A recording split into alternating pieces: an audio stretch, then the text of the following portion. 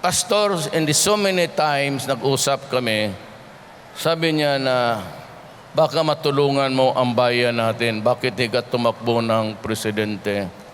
Sabi ko, Pastor, alam mo naman, mahirap lang ako na tao. Wala naman akong kinita na I've been mayor of Davao 22 years.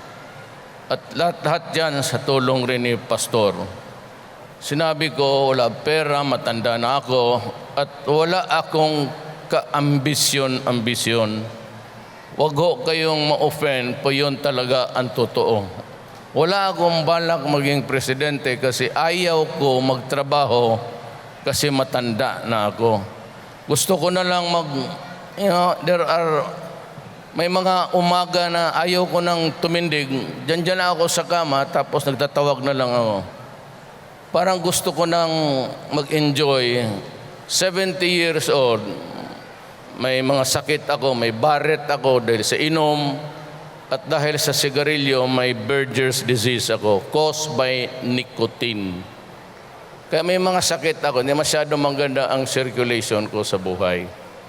Ngayon, bakit ho ako tumakbo?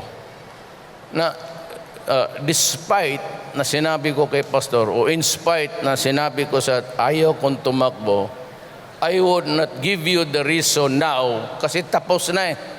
Sabihin ko man galit ako o ano, gusto ko.